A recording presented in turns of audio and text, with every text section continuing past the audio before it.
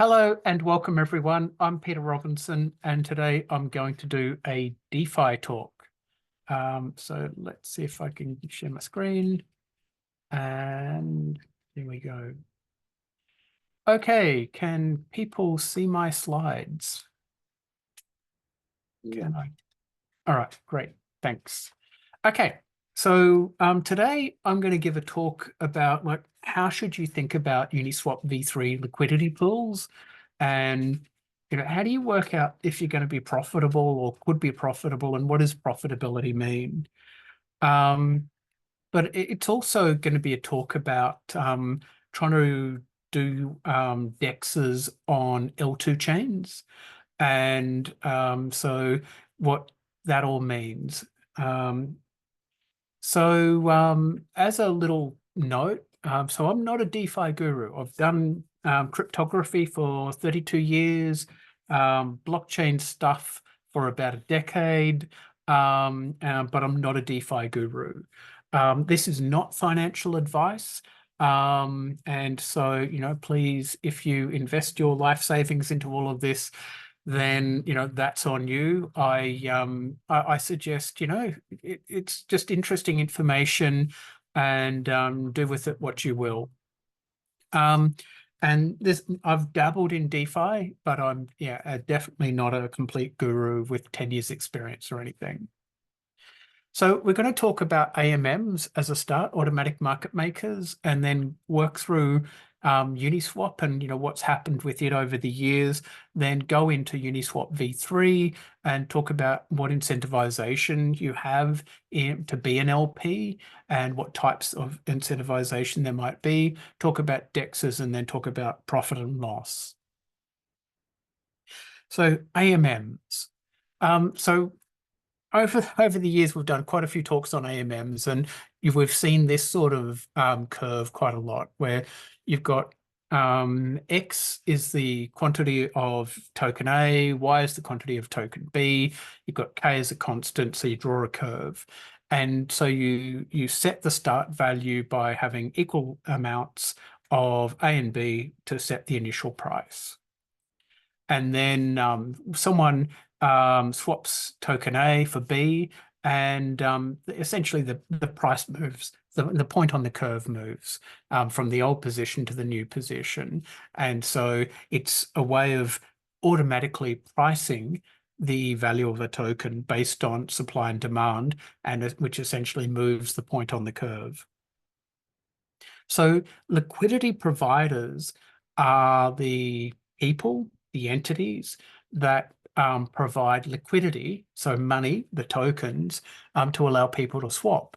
And so when someone is swapping a token, they pay a fee, and that fee is paid to the liquidity providers. So Uniswap.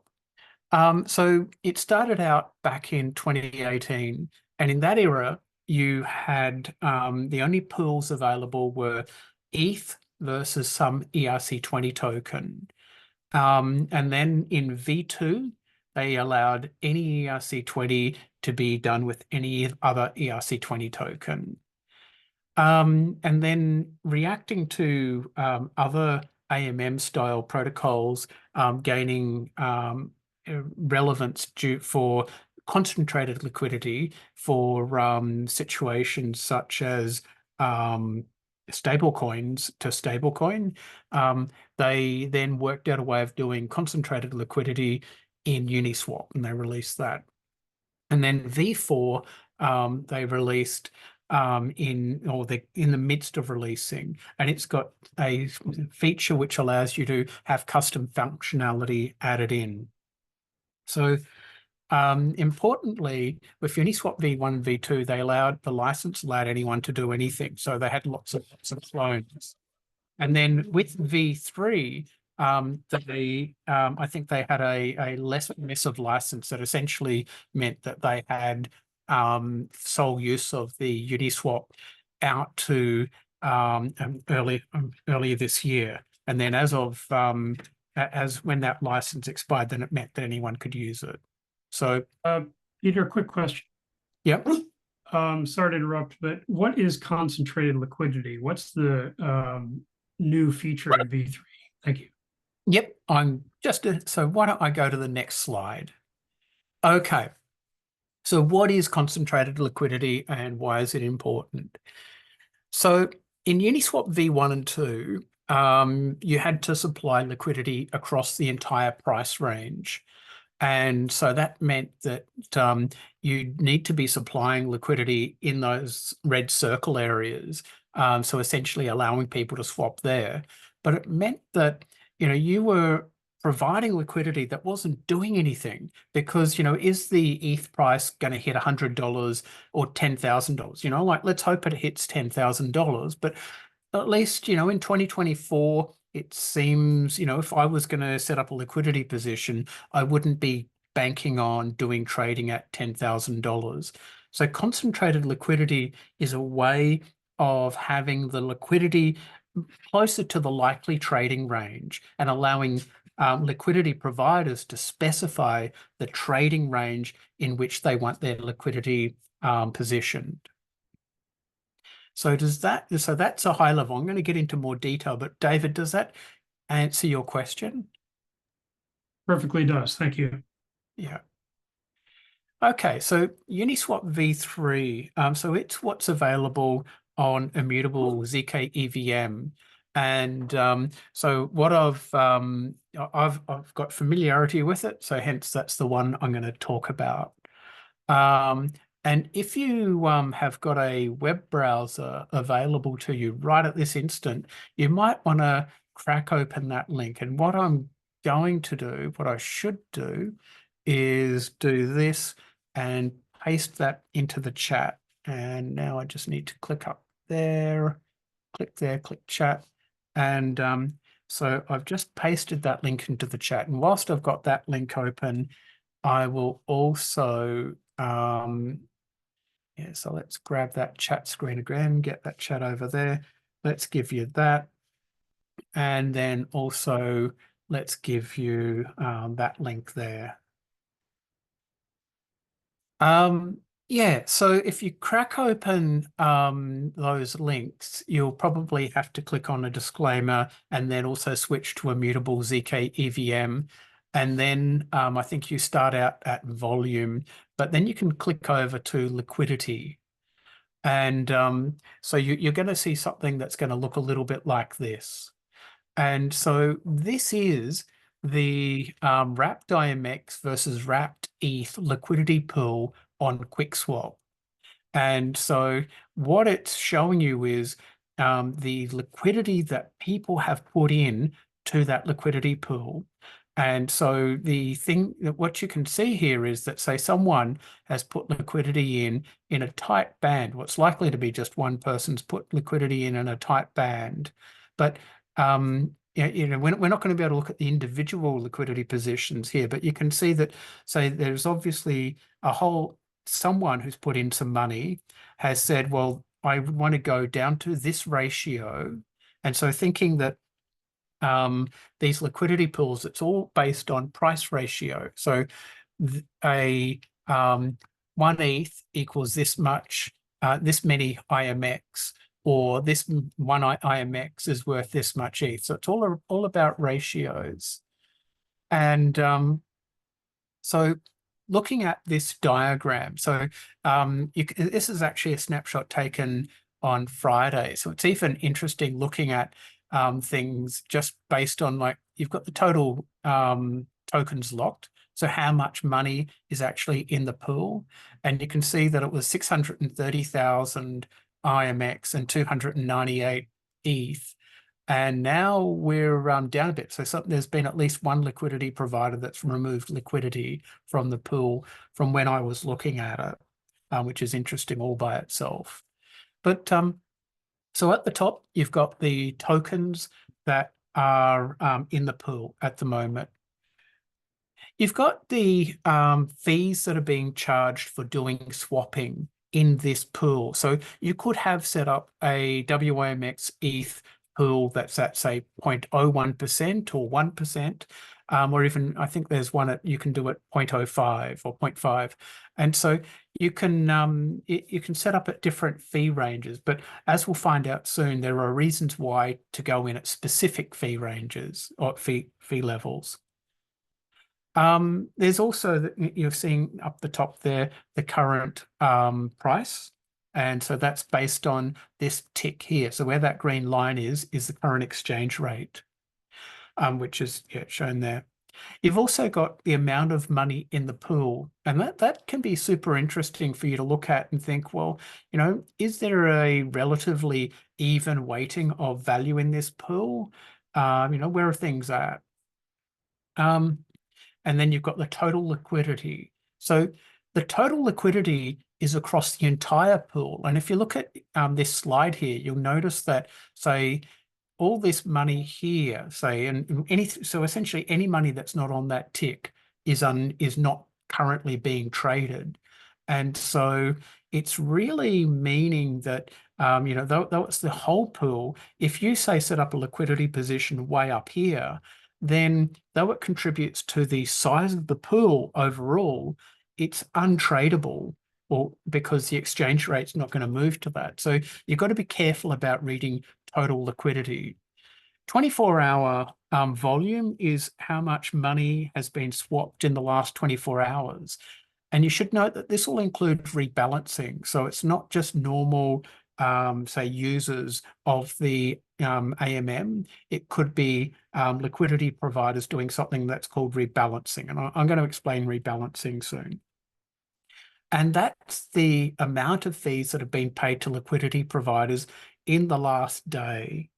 And then finally, this pool is actually controlled by a contract on chain called Uniswap V3 pool contract. So you can click on that link and you can have a look at the code. You can have a look at the state of the variables, and you can call the APIs, and essentially you could develop all of the information you're seeing on screen here just based on the contract. So when you hover over a tick, it tells you the information about the tick. So essentially what the exchange rate is and the amount of money locked. And so the amount of money locked is something called liquidity depth. And so it's essentially saying that if all of that money was in IMX on that tick at the moment, then it would mean that you could move 8,045 IMX, which is about, say, $16,000 before you'd move to the next tick. So the price stays the same, even if you do a bit of swapping, as long as you don't swap outside of that tick.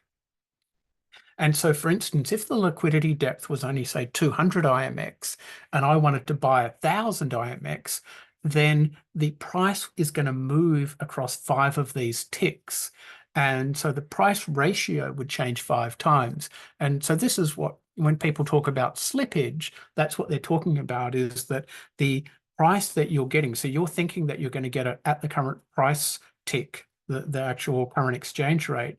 But if the liquidity depth is not deep enough to keep within the current tick, then you're going to move across ticks, which means the average exchange rate will change.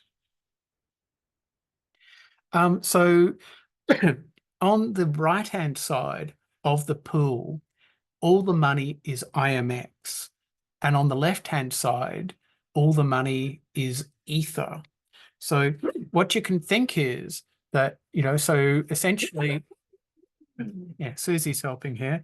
So what you can think is that the right-hand side has got IMX and the left-hand side has got ETH.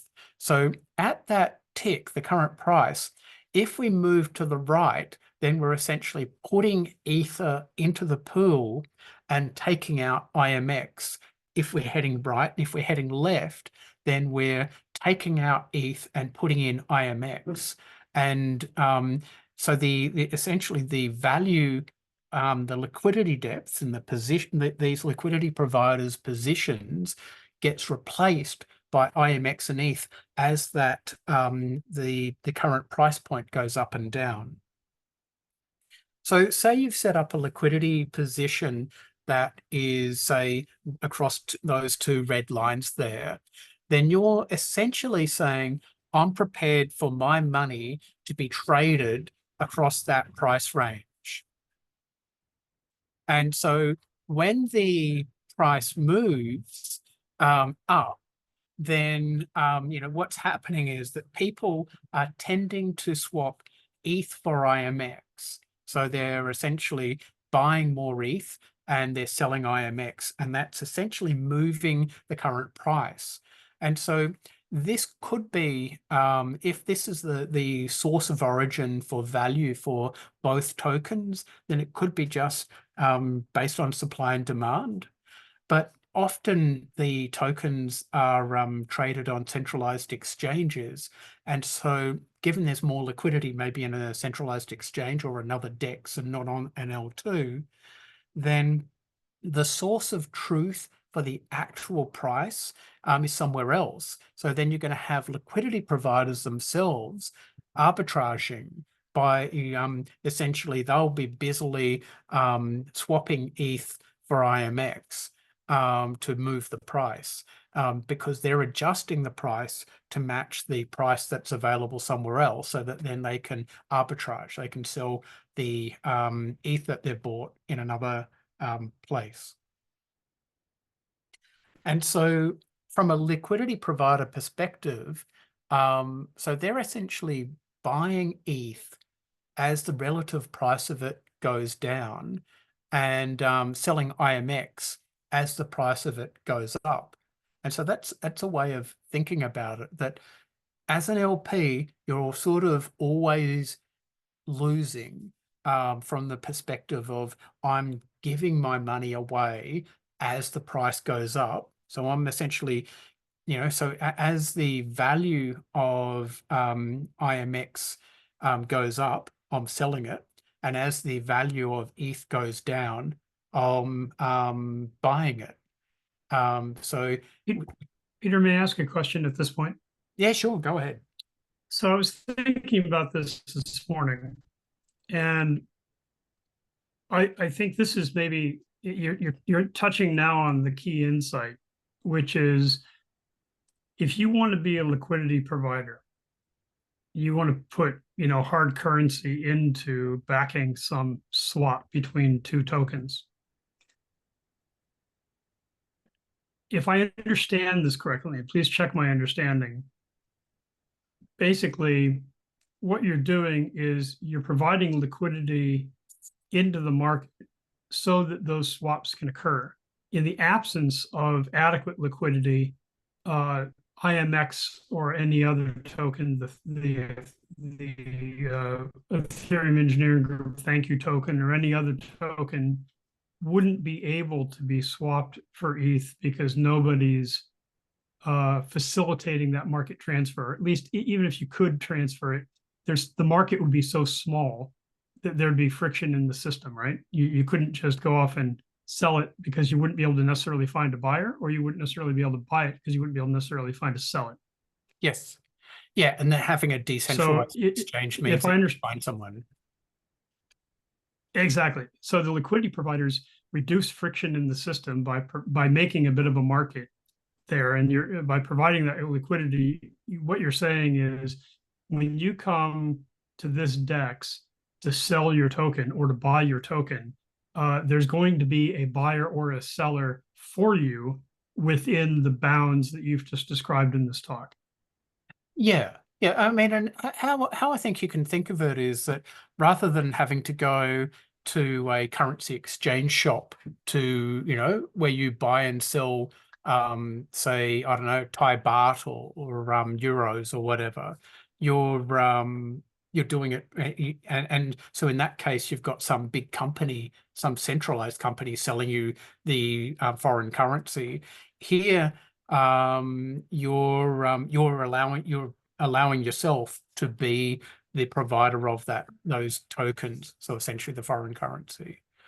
Yeah. So what that means is, if you choose to be a liquidity provider, you're wanting to choose to provide liquidity into token swaps where you think that token is going to be active against the other token, right? So either ETH is going to be active against IMX or IMX is going to be active against ETH. Is that right?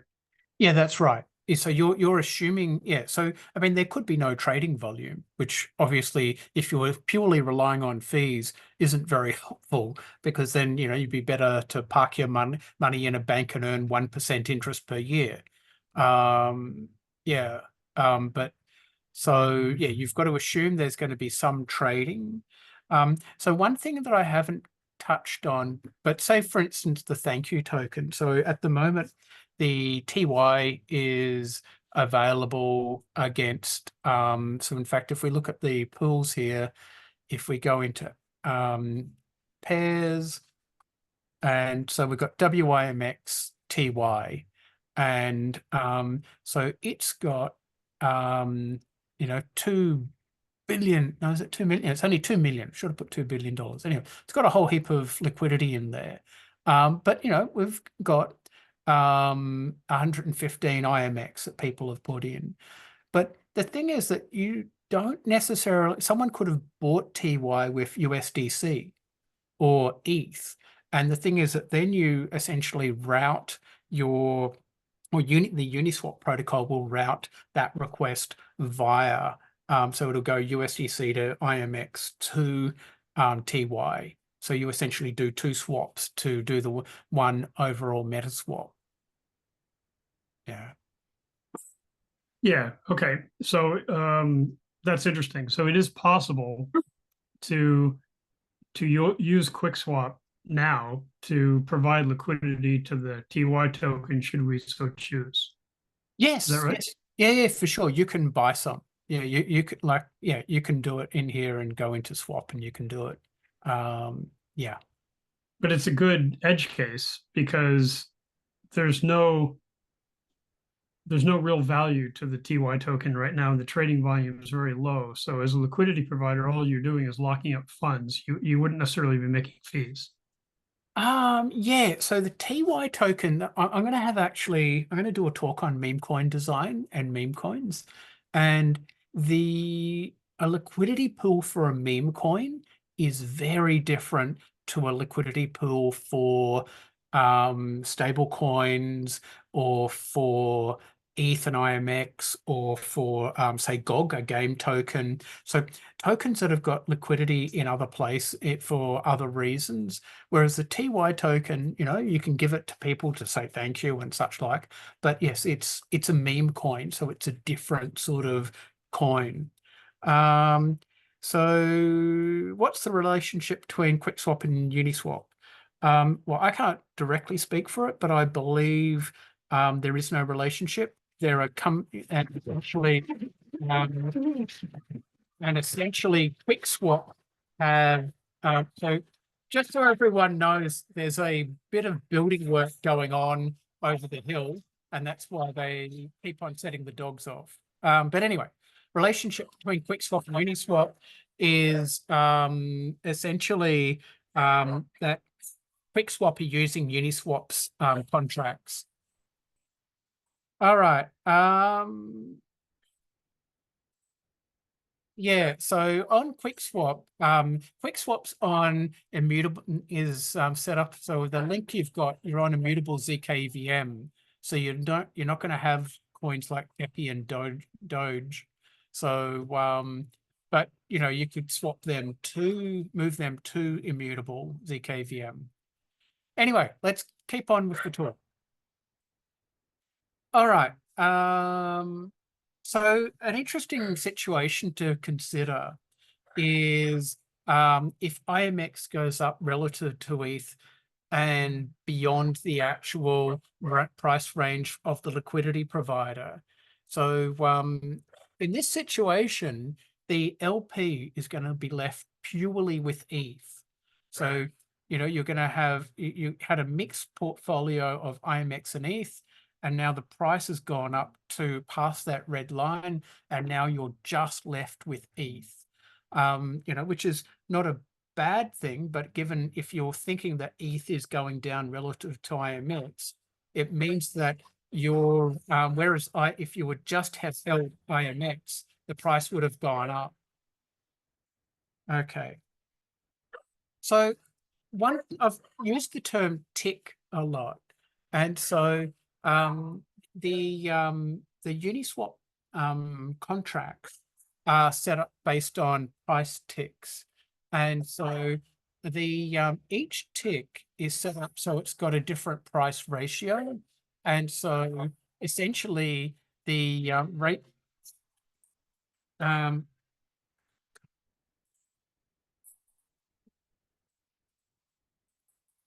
yeah. Anyway, so the so you've got tick 0 is like 1 to 1, and then as you go up this way, you've got increasing price based on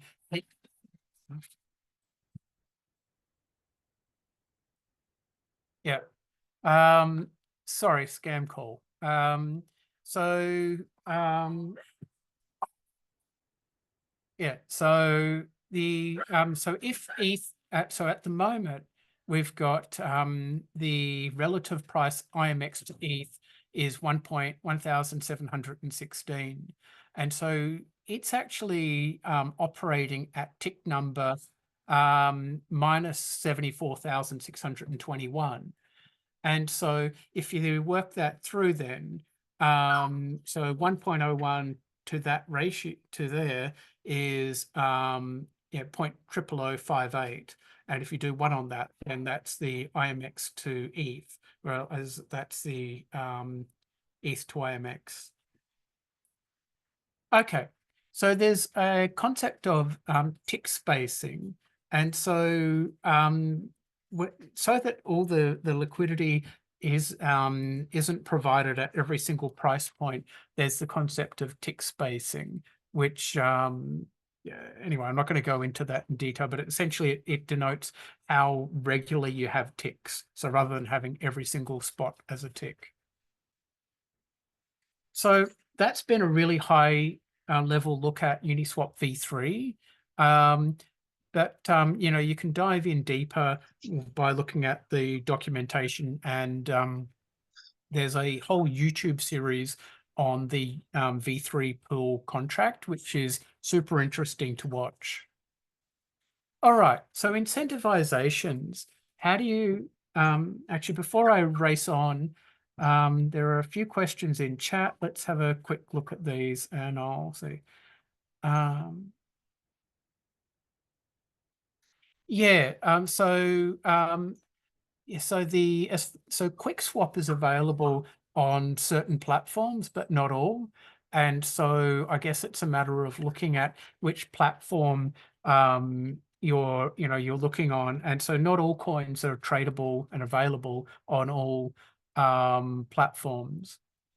Yeah, so yeah, so QuickSwap is a Uniswap fork. Yeah, all right, and that's all good. Okay, so yeah, are there any other questions?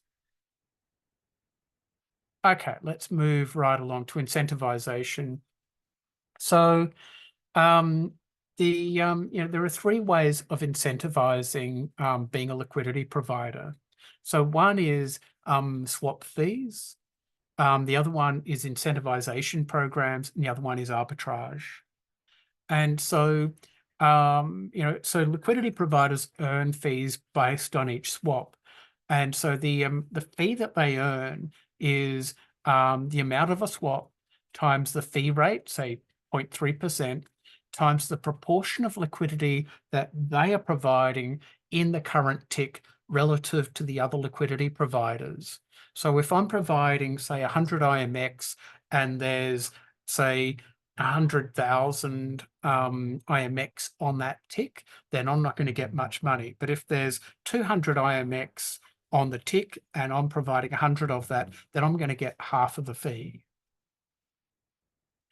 So incentivization programs can be run And it's particularly important, I think, on L2s or on really exotic tokens.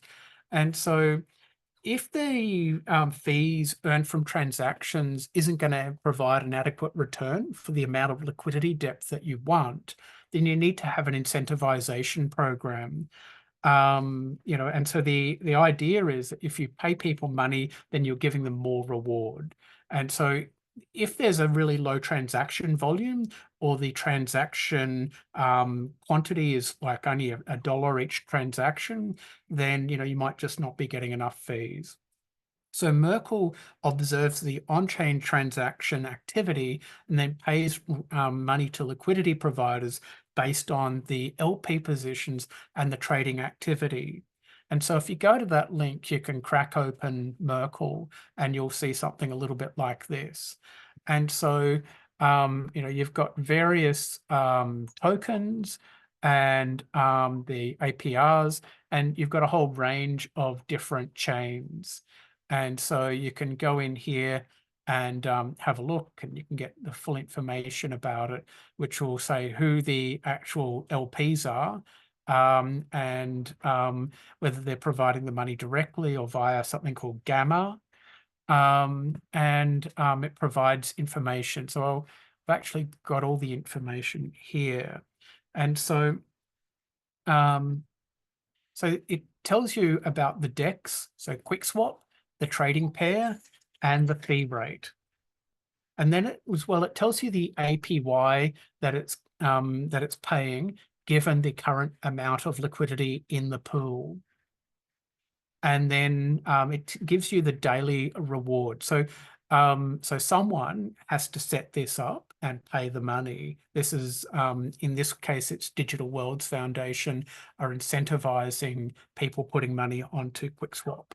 And so they're paying at that fixed rate there. So that percentage up there depends on the amount of liquidity in the pool.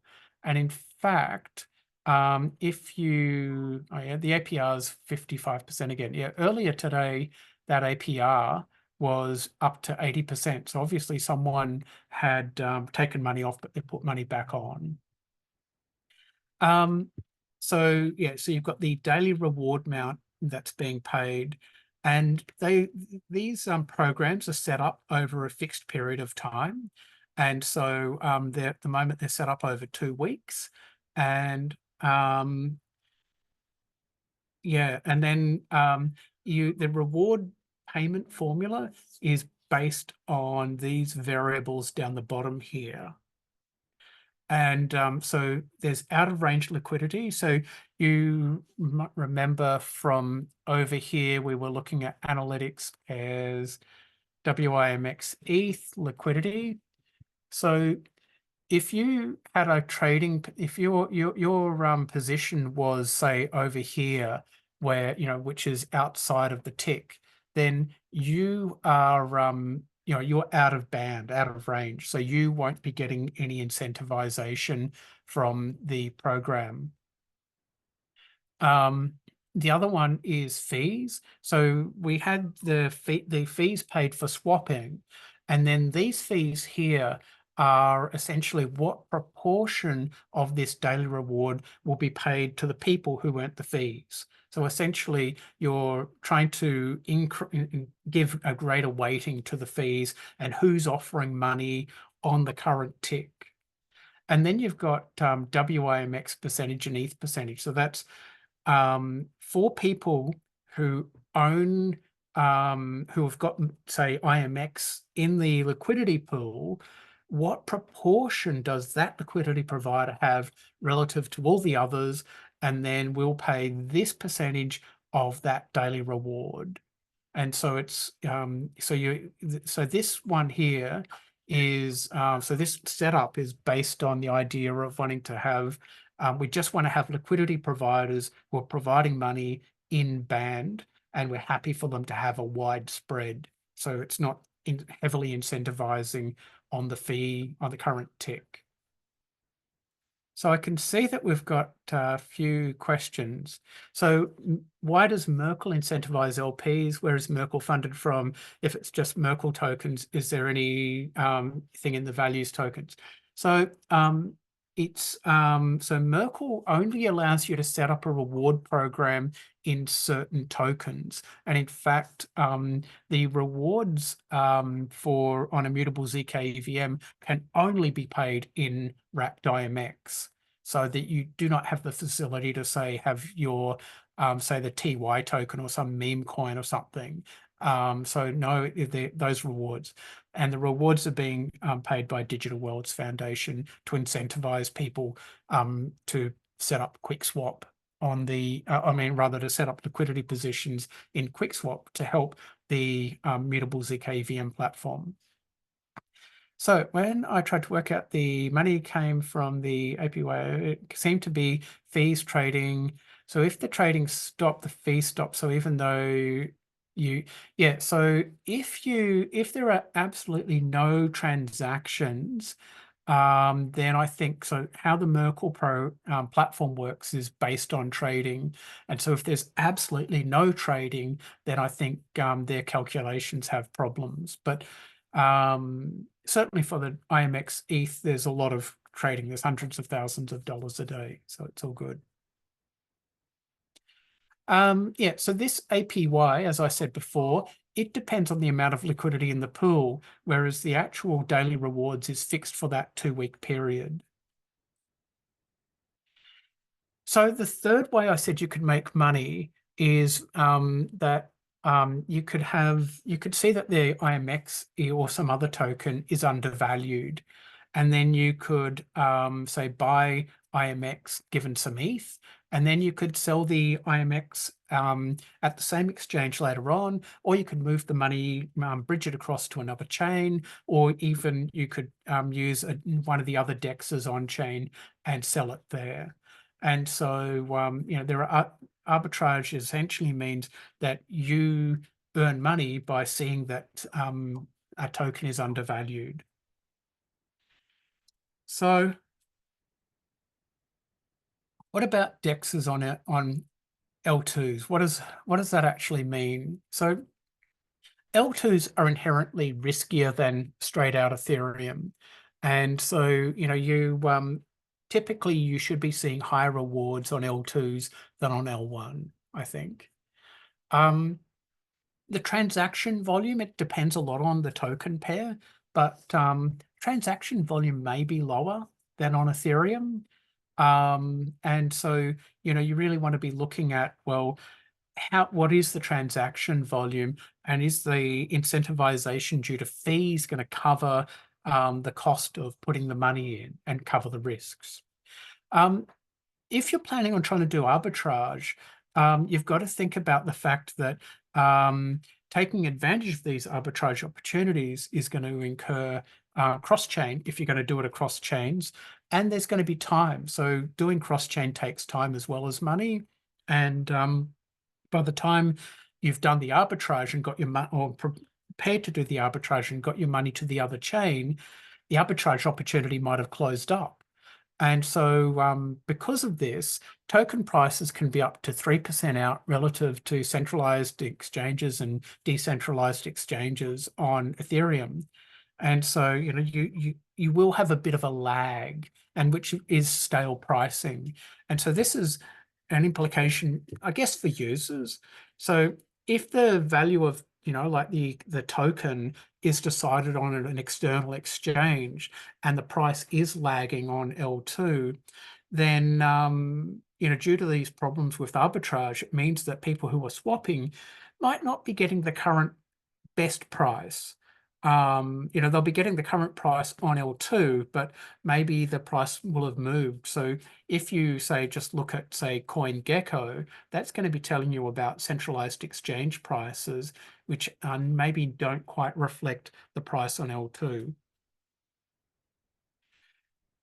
So profit and loss, or as I say, loss and loss. So you've got to think really careful about all of this.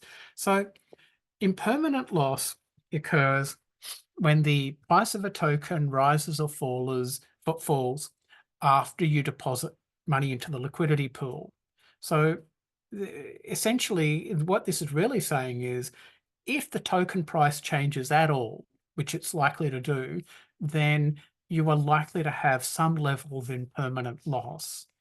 And but the loss only becomes permanent if you actually take the money out and withdraw, and then you've got this different token distribution.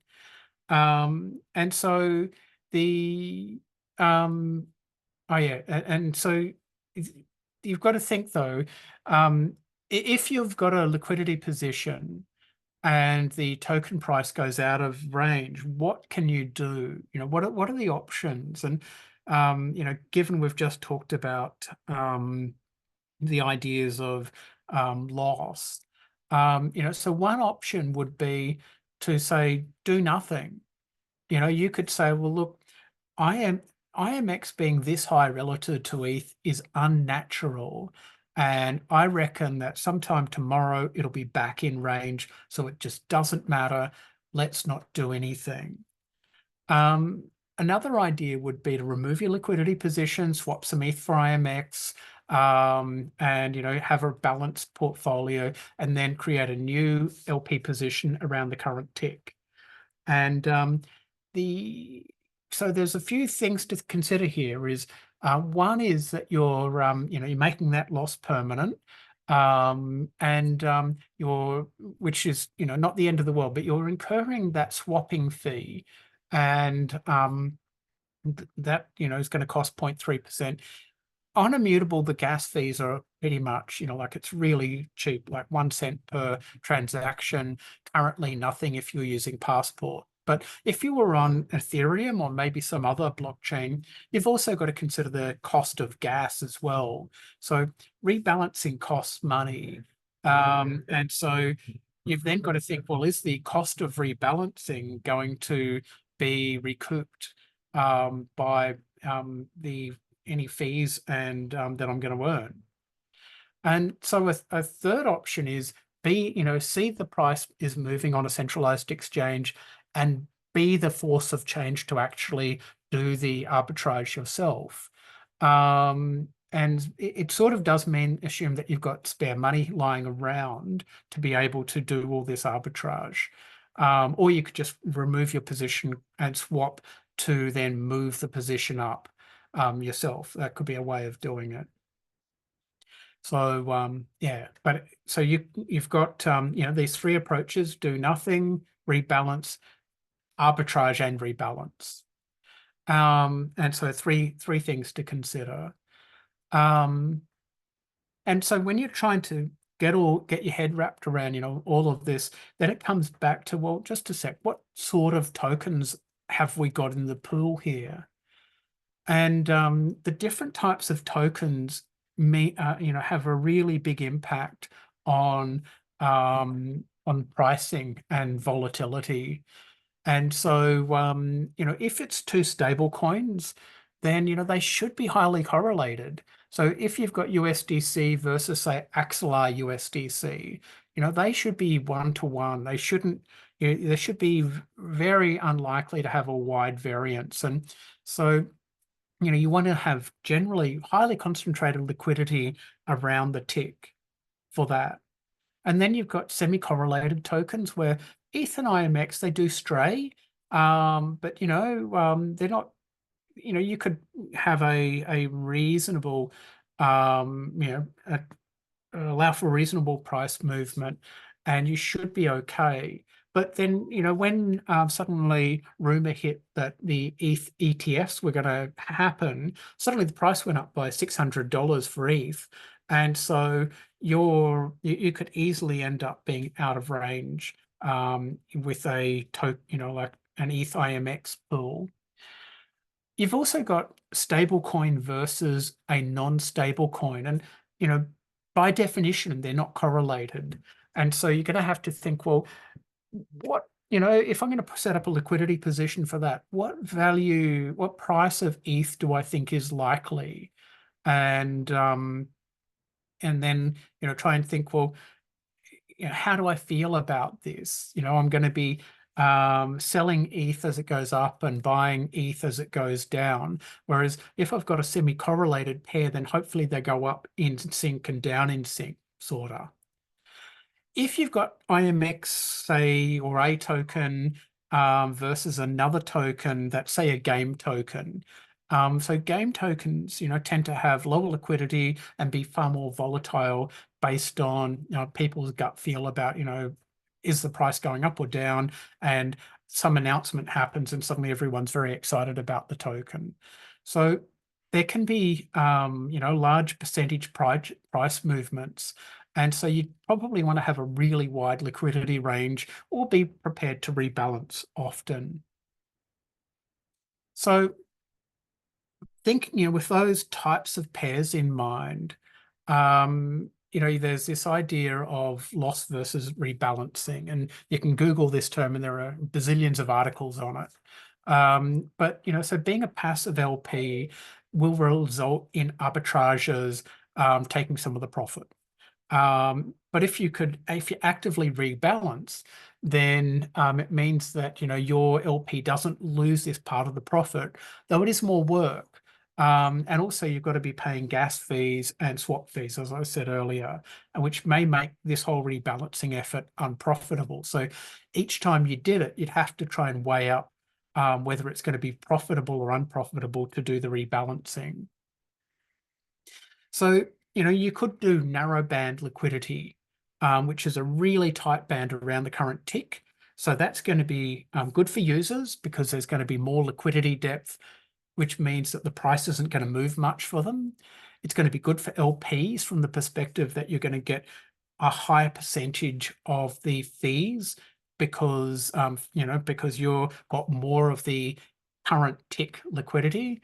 But it's also bad for LPs because you're going to need to rebalance often because the price will move and you've got all your liquidity continually going out of band. If you've got a wider position, then it's not so good for users because there's going to tend to be a lower liquidity depth, but which means that they're likely to have more slippage.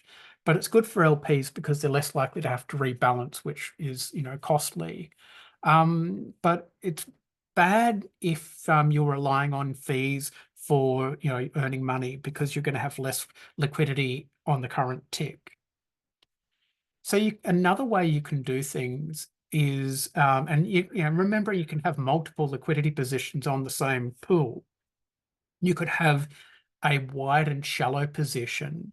And so the idea here is that someone is swapping their token, and suddenly they hit a part of the liquidity pool that doesn't have much liquidity. So the depth is really shallow.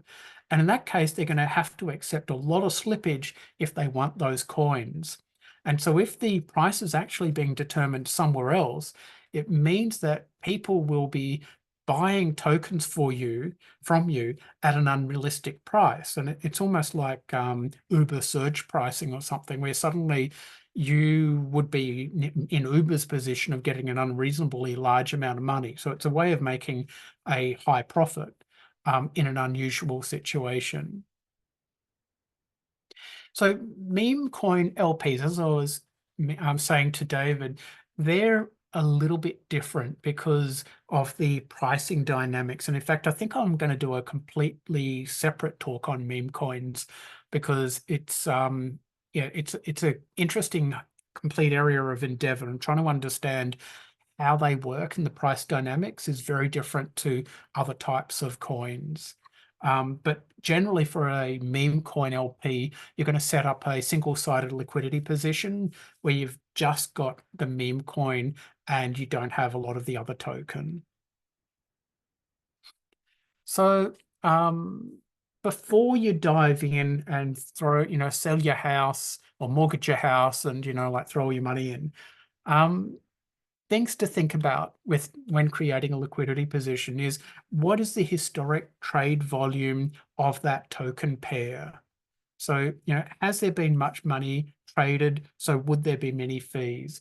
And so what fee rate is in use at the moment? So if everyone is using a certain fee rate and that's being incentivized, then that's the one you want to use. And you could come in at a lower fee rate, so your liquidity is prioritized for usage, but then maybe you're better off being at the current fee rate so that then you're getting more money.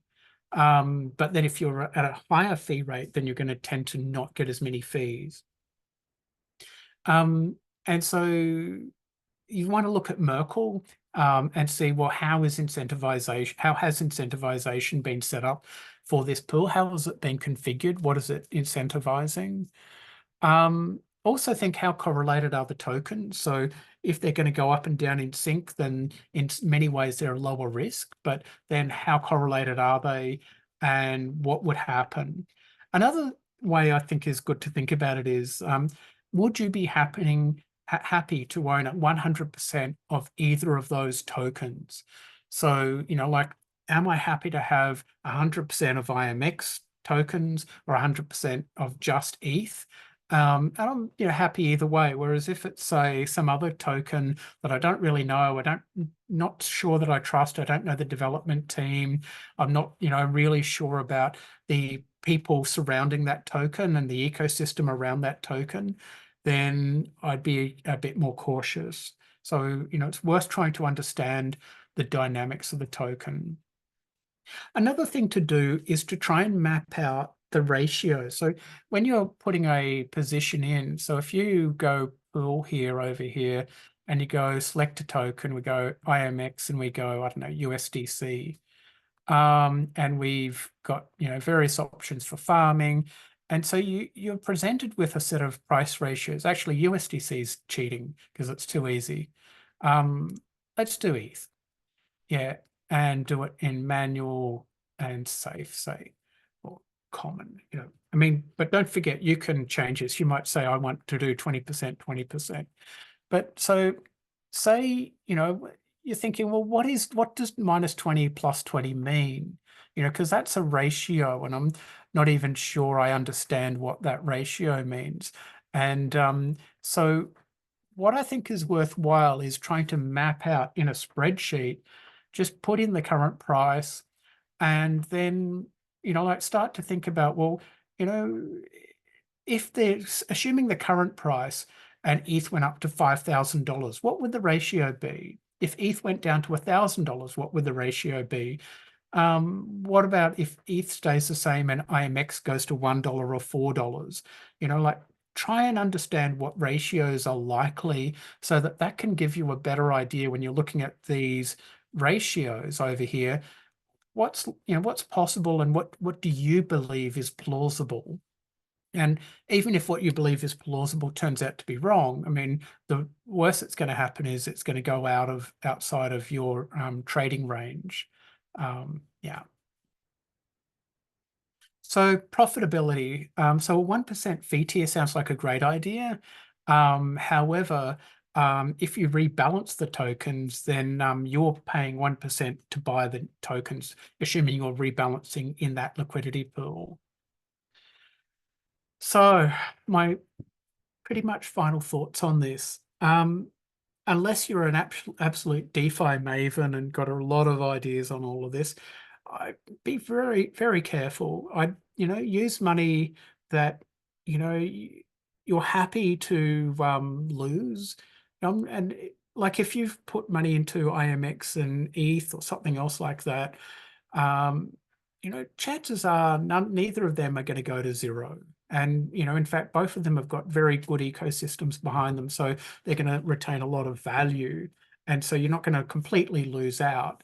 But, you don't want to dabble with your life savings, I think, until you're really, are very proficient. And then even then, I think having a diversified portfolio is a good idea. So you need to actively monitor the prices of what's going around in the ecosystem of the tokens that you've got LP positions in. And if you've got enough money, then maybe you can, and you've got enough time, you should also do all the arbitrage stuff. I'd start with highly correlated token pairs, like, say, IMX and ETH.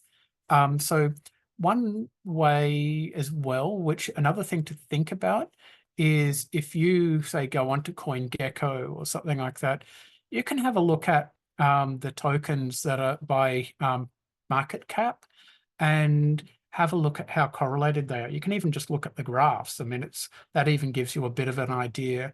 But going into tokens that are way down, below, way down here and below, it's starting to get riskier. So I guess when you're starting out, you might want to start with tokens that have got bigger market caps and are generally well traded.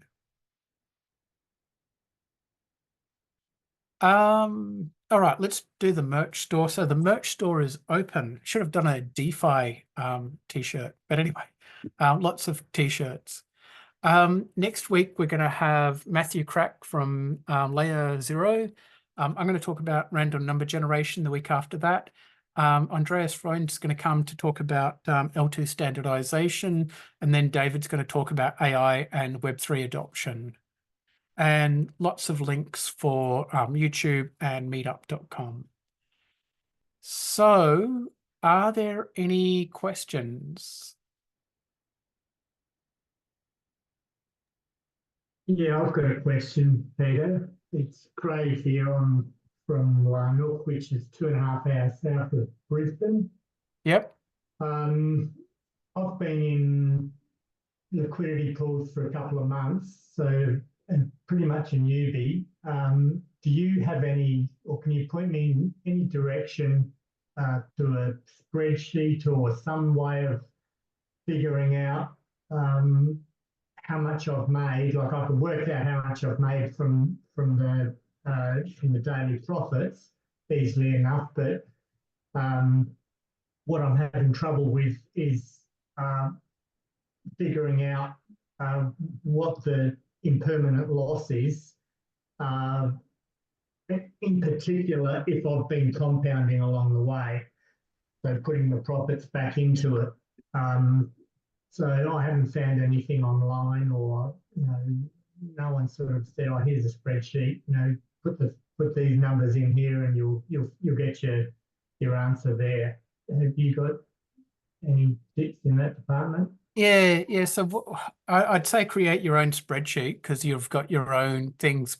But I guess you can certainly bang in the amount of value you've currently got in the liquidity pool and the assuming you've got the incentivization program, the Merkle rewards, and also the fee rewards, and you can just put them in. What I find interesting to do is compare, when you're putting in money into a liquidity pool, is compare the money, like the amount of ETH, the amount of IMX that you put in on day one, and then watch over the week, just combining with the fees and rewards you might be getting, and then the current token price, and say, if I hadn't put any money in at all, would I be better off or worse off?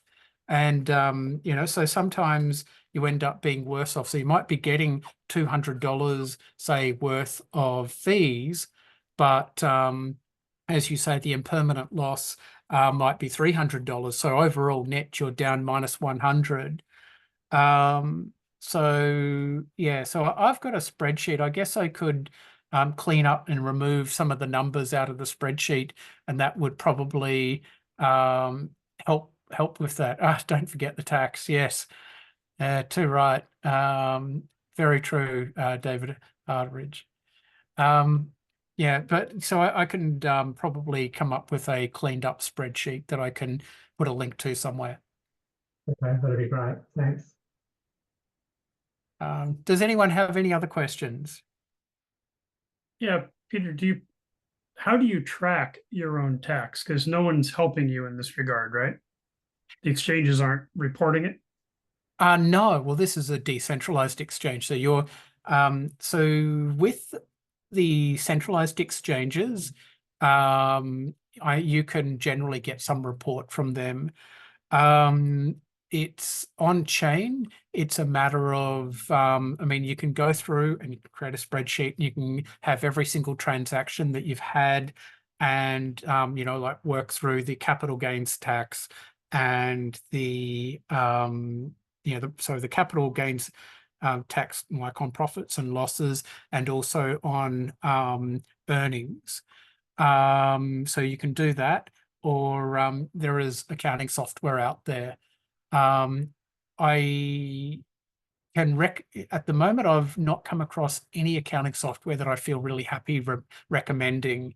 But there you go. So someone, yeah, so Faye, all right, well, there you go. Someone who I trust has just said that we should all have a look at DBank. Yeah, all right, that sounds very good. I might have a crack at that. Yeah, so all right, so there's so we're having DBank and Coinly at least muted as possibilities in the chat here. So yeah, that'd be what I'd use, because yeah, certainly if you do a lot of DEX trading, like Craig was talking about, his it sounds like what you're every day or every week taking the fees and money out and then reinvesting it in.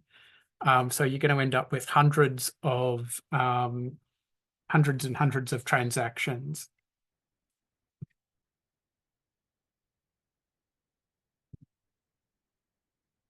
Yeah. Are there any other questions or thoughts? Yeah, probably more thoughts, not questions. Yeah, thanks, Peter, for sharing and doing the workshop. It's interesting that I'm currently doing the first cohort of Uniswap Hook Incubation. It's an 8 weeks program that the demo day will be next week. So I'm currently building a Uniswap V4 hook, and it's for the LVR that is implementing the AMM, the auction managed AMM. There's a paper for that as well, that written by the Uniswap team. Yeah, through the 8 weeks, I learned a lot on things about Uniswap. That, for example, you know what's the ticks for? The ticks in the Uniswap, for example, is actually the swap fees. So if you, yeah, if a different swap fee, that basically different length of the ticks, something like that. But yeah, so just like I would have my video recording this week and have my submission next Tuesday. Yeah, if there's interested, I could share about more around Uniswap V4 and the hooks and talk about the hook that I built, but just thoughts. Yeah. Yeah, that sounds like a great idea. And I will send you a message. I think we're on Slack on the, yeah. So that sounds really good. So what I'll do is I'll message you and we can try and fit you into the forthcoming program. Yeah, we can work it out. Might be in either, yeah, would it be probably in July or August, but yeah, that sounds really good. That'd be really good. How's that? Here I am thinking we really need someone to talk about Uniswap V4 because, you know, V4 is the new thing. And now suddenly here we are, we've got someone. Awesome. Does anyone else want to, has anyone else got any thoughts or questions? I've got I was going to offer something about, we were talking about meme coins earlier. Just when they're starting, you've got a few launch pads now that are using bonding curves to try to create that liquidity and create that one-sided pools. You'll see like Pumped Up Fun is the biggest one, Solana doing that sort of stuff. There's a couple on Base that are all basically using a single smart contract to then hit some liquidity go, no go. And then they're being gamed themselves. So just there was a question earlier about how that happens before it moves off to a Radium on Solana or a Uniswap. And you'll see a lot of them being on a V2 rather than a V3, just because it's easier. And as we see, V4 is coming now too. But anyway, just thought I'd add that in, as there were some questions about how do they start. And there's a couple of different platforms to try to aid people before that the standard pool mechanics kick in and the project sort of gets launched. Anyway, that's my 2 cents. Yeah, sure. All right. Thank you. All right. Look, have a great day, everyone. Talk to you all later. Bye-bye. Thank you, Peter. Bye. Bye. Thanks.